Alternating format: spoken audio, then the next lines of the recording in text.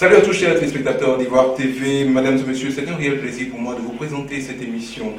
La personne que nous recevons pour vous aujourd'hui se faisait appeler dans un passé récent le général Kara pour ses compagnons de lutte de la FESI, le Tigre pour ses camarades du RDR.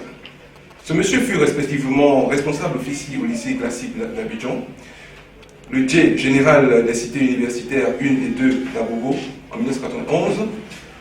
En 1994, il fut le premier secrétaire national à l'organisation de la FESI, où le camarade Bleki Rao de l'UDPCI était le secrétaire général intérimaire. De 1995 à 1998, il était numéro 2 de la FESI après Guillaume Soro, actuel président de l'Assemblée nationale, alors secrétaire général de la FESI. Il a été, de 2005 à 2014, responsable du RJR, du Rassemblement des Jeunes Républicains de Côte d'Ivoire. Il est à l'heure actuelle le député d'Abobo. Mesdames et messieurs, veuillez recevoir l'honorable Karamoko Yayoro. Alors bonjour honorable. Bonjour. Vous allez bien? Ça va. Quelle lecture faites-vous de la scène politique actuelle en Côte d'Ivoire? Je pense que nous sommes dans une période comme tout le sortie de crise et cela recommande de la part de chacun des acteurs politiques beaucoup donc de sacrifices. Nous avons donc besoin donc de faire des sacrifices pour que les Ivoiriens se retrouvent, qu'ils se regardent en frères et qu'on sorte des discours violents, des discours donc de catégorisation d'Ivoiriens. Et je pense que c'est une donnée qui est importante. Mais nous sommes aussi dans une période où de changement, parce que nous voulons aller à la modernité et cela exige de nous des réflexes nouveaux. À l'émergence surtout. Oui, au développement. Au développement. Parce que l'émergence en fait c'est le développement. Et donc tout ceci amène de notre part donc, des réflexes nouveaux. Désormais il doit y avoir un certain nombre de valeurs. Chaque Ivoirien doit savoir que tout ce qu'on acquiert, tout ce qu'on devient, c'est par le travail. Au plan de la justice, c'est de mettre fin à l'impunité. Mettre fin à l'impunité, parce que nous avons une certaine culture ici où il n'y a pas de responsabilité individuelle. Vous commettez une faute, ben, ça devient tout de suite une affaire de famille, une affaire de village, une affaire de région et ainsi de suite. Mais non, c'est des responsabilités individuelles et chacun doit pouvoir payer pour ne plus que cela se répète indéfiniment.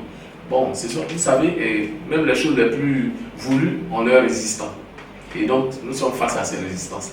D'accord, vous avez soulevé le problème de l'impunité. Alors, aujourd'hui, plusieurs voix se lèvent pour réclamer, pour demander la libération de tous les prisonniers politiques et demander aussi le retour de tous les exilés sans inquiétude afin qu'il y ait de très bonnes élections, des élections apaisées. Qu'est-ce que vous pensez? Par exemple, il n'y a pas de problème pour les exilés. Je n'ai pas encore appris que quelqu'un est venu d'exil et qu'il a été appréhendé par les autorités. Au contraire, ce sont les autorités qui font mains et pieds pour que les Ivoiriens reviennent dans leur pays. Mais vous serez d'accord avec moi qu'on ne peut pas aussi obliger quelqu'un à revenir. Parce qu'il y a des gens qui veulent en faire, qui en font une exploitation politicienne. Avoir des Ivoiriens à l'extérieur, ils vont tuer les bandits, alors qu'eux, c'est la coule douce dans le gros palace. Sinon, comment comprendrez-vous Kafi Nguessan, Amani Nguessan, que tous ceux-là, ces grands responsables, les Sangari Abdoulaman, Akoul Laurent, tous ceux-là soient dans le pays, qui se promènent, qui fassent des meetings, ils ne sont pas inquiétés. Et puis un anonyme serait plus inquiété. Mais il y a aussi d'autres qui ont peur de revenir parce qu'ils savent ce qu'ils ont fait dans les quartiers. Parce qu'il y en a qui ont brûlé les parents. Et quand tu as brûlé le parent d'un voisin, ce voisin-là, mais ce n'est pas quand même le président de la République qui suivait ce qui se passe dans chaque quartier. Il y en a qui écrivaient sur les maisons des gens, D pour dire Djoula, B pour dire Baoulé. Et ils sortaient pour dire, bon, si Laurent Baoulé gagne, vous allez voir ce qu'on va vous faire. Et ainsi de suite. Donc ceux-là ont peur de revenir. Mais on ne fait que les rassurer. Les dire qu'ils ne sont pas menacés. Et qu'il ne faut pas qu'ils croient. Parce qu'on continue de leur faire croire qu'ici, il y a donc des RPG partout dans la rue. Alors que vous voyez, aujourd'hui, on part d'Abidjan jusqu'à Korougou. Est-ce que vous avez le sentiment? Non, c'est la propagande qu'on fait. Vous disiez souvent sur le net, quand on dit des choses sur la Côte d'Ivoire, vous êtes surpris. Il y a des gens qui veulent être des réfugiés politiques et qui veulent forcément donner une image négative de la Côte d'Ivoire. Et comme ils veulent avoir le statut de réfugiés politiques, pour eux, il faut continuer de salir la Côte d'Ivoire en faisant croire qu'ici, il n'y a pas de liberté, qu'ici, à chaque coin de rue, c'est la police, c'est la gendarmerie, même c'est l'armée, que c'est l'armée qui contrôle les gens des RPG, et ainsi de suite. Mais quand on vient en Côte d'Ivoire, on est surpris. Au contraire, c'est un pays qui est en chantier, un pays qui veut sortir donc, du sous-développement, un pays qui est ambitieux, un pays qui se donne les moyens d'avoir des projets structurants pour que nous soyons compétitifs au plan d'abord africain et au plan international. Ok. Alors, pour la libération des prisonniers, qu'est-ce que vous pensez? Moi, je suis d'accord qu'on libère les prisonniers. Tous les prisonniers Doivent être libérés. avant les élections? Non, je ne sais pas, puisque c'est une affaire qui est en justice. D'accord. Ça dépend de la célérité avec laquelle la justice va traiter. C'est pourquoi j'ai donc parlé de l'arrêt de l'impunité. Parce que l'impunité est mère de toutes les vices, de toutes les dérives. Quand il y a l'impunité, mais moi, n'importe qui peut se lever pour faire n'importe quoi. Parce qu'il sait que demain, quand elle est là-bas, il suffit de politiser. Justement. Il y a des gens qui ont détenu de l'argent, quand on les met en prison, ils disent ah non, je suis un prisonnier politique. Voilà. Parce que bon, ça fait beau d'être un prisonnier politique. Voilà. Et puis bon, quand même aussi, même c'est pas aux États-Unis, mais il y a des actes quand vous les posez, on vous arrête. Bien sûr. Ce n'est pas parce qu'il y a la démocratie qu'on doit faire exactement ce qu'on veut et quand on veut, comme on veut. Mais non, on a certains de nos parents qui sont en France, qui sont en Angleterre, qui sont aux États-Unis. Mais on ne fait pas exactement ce qu'on veut. Il y a des règles et les gens ne veulent pas respecter ces règles. Mais enfin, quand on parle de c'est l'Afrique. L'Afrique là est aussi dans le monde.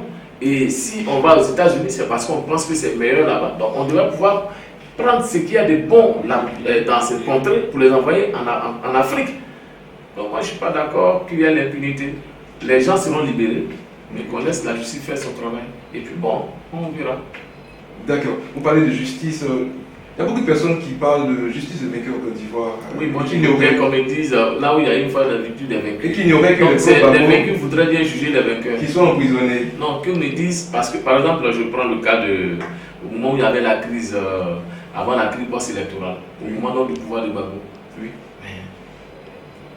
En ce temps-là, les jeunes pouvaient se lever, les jeunes patrons se levaient. Ils sont venus ici frapper les juges au palais. On me dit si on les a jugés. Ceux qui envoyaient les déchets toxiques, on les a arrêtés, Gbagbo les a fait sortir le lendemain. Mais ce sont les archives, ça existe. Et ceux-là, ils tuaient impunément, ils ont brûlé les gens. Donc c'est ça la justice. Ça c'était quelle justice? Tout le temps on entend justice des vainqueurs. On me dit dans l'histoire, moi je dis, comme me dit dans l'histoire, à quel moment il y a eu une justice des vaincus? Donc une justice, il n'y avait pas de justice, la justice se met en place. Elle va juger tout le monde, le président l'a promis. Mais ce n'est pas parce qu'on juge quelqu'un que c'est en même temps on donne le verdict. Non, mais c'est le constat que les gens font. C'est un mauvais constat. Ce sont les Gbagbo seulement qui sont en prison. Oui, mais attendez, c'est ça. Il y a des gens qui ont été arrêtés en même temps que Gbagbo dans le bunker. Après ça, il n'y a pas eu de poursuite contre les autres. Ils ont été arrêtés en même temps que Gbagbo. Ça, c'est sur les faits. Ce ne sont même pas des prisonniers politiques, ce sont des prisonniers de guerre. Parce qu'en ce moment, on était en guerre et ils ont été arrêtés sur le champ de bataille. Maintenant, on veut transformer ça en prisonniers politiques. Bon, c'est l'œuf, mais ça, normalement, on appelle ça des prisonniers de guerre. Quand on t'arrête sur le champ de bataille, un prisonnier de guerre. Un prisonnier de guerre. Et on devrait te juger. On doit donc te juger. Mais maintenant, le FPI a un comportement. C'est les gens, on leur demande de demander pardon. Ils disent qu'ils n'ont jamais rien fait de mauvais dans ce pays. Quand même, ce sont des hommes. Ils ne veulent pas demander pardon, c'est l'arrogance. On ne peut pas diriger les gens avec arrogance. Mais on a l'impression que ce sont eux qui ont été mais bien sûr, attaqués, qui ont été attaqués comment? Qui ont été agressés. Comment? À les entendre, on a l'impression qu'ils sont. Oui, bien sûr, chacun va toujours vouloir écrire l'histoire de son côté. Mais moi, je suis un acteur politique. Depuis 1990, je fais la politique. Mais je peux vous dire que les choses ne sont pas passées comme ça. Et tout le monde, tous ceux qui ont vécu dans ce pays savent exactement ce qui s'est passé. Et aussi savent ce qui s'est passé. Nous savons qu'ils ont donc utilisé des miliciens qui ont tué pendant des mois à Yopougon, un peu partout. Mais ils n'ont jamais voulu avoir l'humilité de reconnaître leurs fautes. Et c'est ce qui, moi, m'exaspère. Parce que quand quelqu'un commet une faute, qu'il fait son introspection, son autocritique, et qu'il dit « Bon, je me suis trompé, je demande pardon », mais ça apaise même déjà la victime. Mais tu dis « Je n'ai rien fait », avec arrogance, et tu dis « Je ne vais jamais demander pardon ». Bon, ok. Et c'est parce que nous sommes bien. Sinon, on aurait pu dire, ben, s'ils ne font pas, ben, on peut faire la même chose. Mais non, nous voulons construire maintenant un État moderne. Il y a des moments comme ça dans la vie des nations où il y a des affrontements. Et puis à un moment, on dit, bon, il faut que ça s'arrête et qu'on doit avoir un débat nouveau. Justement, on dit qu'il n'y a que des pro-Gbagbo qui sont incarcérés jusque-là, jusque depuis la fin de la crise 2011. Donc c'est la raison pour laquelle tout le monde dit que d'aller à la justice des vainqueurs. Voilà. Ok. Maintenant, dites-moi combien de fois Gbagbo lui a arrêté les gens, puis brûlait les gens. Non, c'est en réponse à ce qu'il a fait. Non, c'est pas ça. Je vais dire que comme les gens chantent qu'il y a la justice des vainqueurs, ben, il n'y a pas de justice des vainqueurs. Des gens ont été pris sur un champ de bataille. C'est eux qui sont en prison. Maintenant, la dernière fois, des responsables politiques ont été arrêtés parce qu'ils n'ont pas respecté les règles. Et ils appellent à une insurrection. Mais il y a des règles. Quand tu appelles une insurrection, c'est quoi? Quand tu appelles une insurrection, on doit faire quoi? On doit maintenant t'acclamer, te construire un palais. Voilà, ça veut dire que tu appelles une insurrection. Bon là, comme c'est les opposants, alors on leur construit un palais où on vient les adorer, ils deviennent des dieux. Chaque jour, on doit venir se prosterner devant eux. C'est comme ça qu'ils voient la gestion. Quand ils vont au pouvoir, ce sera comme ça, où chacun se lève, il se met à marcher, il fait exactement ce qu'il veut. Il ne respecte pas l'autorité, il n'y a aucune considération pour les lois. Donc il fait ce qu'il veut. C'est cela la gestion d'un pays. Quand ils sont en France, aux États-Unis, où ils sont heureux là, c'est comme ça chaque jour on fait. Mais non, même quand on marche, on demande la permission, on dit l'itinéraire, on dit quand ça commence, quand ça finit, et ainsi de suite. Mais cette marche a été annoncée sur les... Non, on peut annoncer, mais est-ce qu'on a fait les démarches? Moi, je peux par exemple annoncer quelque chose, mais est-ce que je suis allé vers les autorités? On ne va pas quand même faire la police. Si chacun devait dire, moi je parle dans mon grain, lui il peut parler dans sa maison, il peut parler au cours d'un meeting. Nous sommes tous des acteurs politiques, on dit, mais après, ça ne se passe pas. Mais quand on veut faire, il y a des règles à suivre. Alors, la CNC, pour vous, est-ce une menace ou une opportunité pour la Côte d'Ivoire de démontrer que nous sommes en démocratie? Ce n'est pas uniquement pour la CNC qu'on dira que nous sommes en démocratie. Tout le monde est libre de créer donc sa formation. La CNC, c'est l'opposition, c'est la fédération des mouvements d'opposition. Oui, bien sûr. Moi, que ce soit une fédération ou bien des partis individuellement pris, ben, je n'ai pas de problème. Maintenant, c'est à eux de faire donc, des propositions. Quel est leur projet de société? C'est là où on les attend.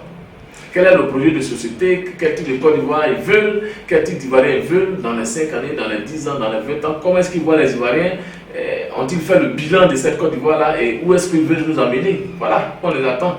Ça ne s'agit pas juste de créer. Oui, parce que à voir un peu le paysage politique ivoirien, on a l'impression que pour vous, la CNC, c'est une menace, puisqu'il y a M. Amadou Soumaoro qui a appelé tous les militants du RDR à empêcher le meeting Non, il n'a jamais empêché. Ils ont fait le meeting de Yopougon. Oui. Ils ont fait le meeting de Koumassi. Et ils ont dit qu'ils vont aller dormir à la place de la République. Ils appelaient les gens à venir dormir avec les matelas. Ils disent qu'ils vont partir dormir avec les nappes et les matelas. Oui, c'est tout. Mais donc ça c'est différent d'un meeting. Oui, et puis il y a des endroits, quand on veut faire un meeting, on demande. Et puis bon, on est même voilà, en faisant la demande, et le ministère maintenant vous dit non, cet endroit pour telle raison, peut-être stratégique, ainsi de suite, on ne peut pas, on vous donne telle autre. Nous tous on a fait ça, moi j'étais aussi opposant. Nous aussi on a voulu aller à la place de la République, donc demander à ceux qui géraient en son temps, ils ont déclaré le plateau zone rouge, c'est-à-dire que vous y mettez les pieds, on vous abat. Non, on n'a jamais dit ça. Vous voyez, donc quand les gens parlent, ils oublient et non. Quand vous voulez faire, pourtant on a fait des démarches. On a demandé la place de la République où les jeunes patriotes pouvaient venir se rassembler. Quand ils ont fini, c'est là qu'ils venaient digérer tout. Parce que bon, on fait là. Mais en fait, l'intervention de Amadou Soumaoro donne l'impression que la CNC. Non, ce n'est pas une menace. Quand quelqu'un dit je vais venir là avec mon matelas, je vais venir avec ma natte, on va venir là avec les mortiers et ainsi de suite. Mais en ce moment, c'est plus la démocratie. Oui, mais c'est ce que M. Amadou Soumaoro a dit. Il a demandé à ses militants. Oui, mais puisque les autres viennent les nattes, chacun va venir sa natte. Puis en ce moment, ce n'est plus le jeu politique. Le jeu politique, c'est de faire des propositions. C'est de faire des propositions. C'est d'avoir des projets de société pour dire, moi, j'ai trouvé le pays à tel niveau. Je ferai en sorte qu'il soit à tel autre. De façon ascendante et pas en dégradant ce qui a été acquis. Parce qu'il y a des gens qui étaient au pouvoir, ils ont dégradé le peu qu'on avait.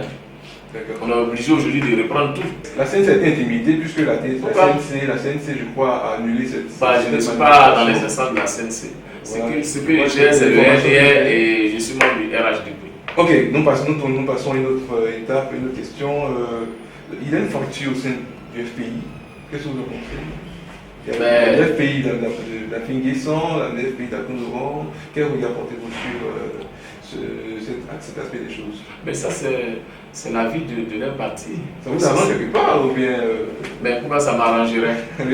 Mais non, nous on ne travaille pas par rapport au FPI, nous travaillons par rapport à nos forces.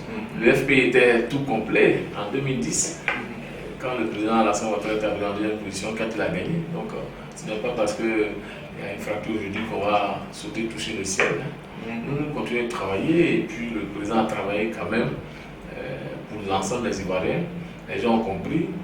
Vous savez qu'en 90, on était dans un contexte où on pensait que les choses allaient être mieux gérées par le FPI. Mais quand ils sont arrivés au pouvoir, rien n'a été fait.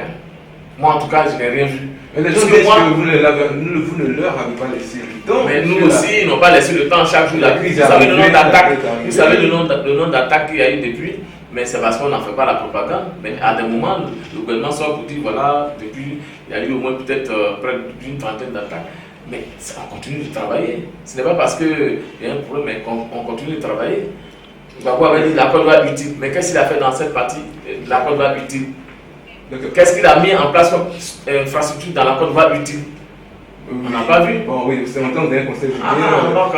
Non, vous êtes d'accord avec nous que le climat politique, le climat social, mais c'est le dirigeant qui travaille à apaiser. Il y a la réconciliation, voilà. Il y a encore des blessures. Mais bien sûr, c'est la réconciliation. De part et d'autre. La réconciliation, c'est un processus. Même dans les grandes démocraties, quand il y a souvent tout le temps pas de réconciliation. Donc la réconciliation, ce n'est pas que ce que nous avons vécu. La CDV a échoué quelque part. Je n'en sais rien, mais moi, ce que je peux dire, c'est que la réconciliation, c'est un processus. Maintenant, si la CDVR a fait son bilan, on a tous vu que Bani n'a pas réussi à réconcilier les Ivoiriens, parce que là, lorsqu'on entend les deux chapelles politiques, franchement, ce sont des paroles de feu, des paroles de feu. Moi je n'entends pas. Est-ce qu'on n'a pas l'impression que nous replongeons dans... Non, moi je n'entends pas, je n'ai pas encore vu vraiment nos responsables tenir des discours de feu, la preuve je suis devant vous. Non, pas les militants justement. Non, les militants, non, nous écoutons les militants. Nos militants en tout cas ne sont pas dans une telle disposition d'esprit. Nous leur avons dit et ils ne se sont pas vengés. Parce qu'au sortir de la crise, les ressentiments étaient plus forts. Mais moi j'ai fait le tour d'Abidjan, au moment où ça tirait encore, à Yopougon, et ainsi de suite, pour demander aux militants de ne pas se venger. Le président Alassane Ouattara a appelé à calmer le jeu, a appelé les Ivoiriens à aller à la réconciliation pour ne pas qu'on ait donc un pogrom. Et c'est ce qui a été fait. Heureusement pour nous. Mais si on n'avait pas été des hommes, si le président n'avait pas été un président responsable, des hommes donc responsables, un homme d'État qui a une forte dose d'humanisme, mais il pourrait ne rien dire. Et puis les choses allaient se passer. Dans ça aussi, il faut qu'on le reconnaisse. Et depuis lors, on essaie donc d'aller, chaque jour, il travaille pour la réconciliation, pour que les Ivoiriens s'élèvent. À chaque discours, il appelle au pardon, il appelle à la réconciliation, il appelle au retour des exilés. Mais il sait aussi que pour stabiliser ce pays, il faut que ce pays reprenne sa marche en avant par la création d'emplois. Et cela passe par l'investissement national et international. Mesdames et messieurs, chers téléspectateurs, c'est ici que s'arrête cette émission de ce jour. Je vous rappelle que nous recevions pour vous M. Karam Koyayoro, il est le député d'Abobo. Il a bien voulu nous donner son analyse de la situation politique ivoirienne. Mesdames et messieurs, je vous retrouve très bientôt pour une autre émission, un autre rendez-vous. D'ici là, portez-vous bien. Au revoir.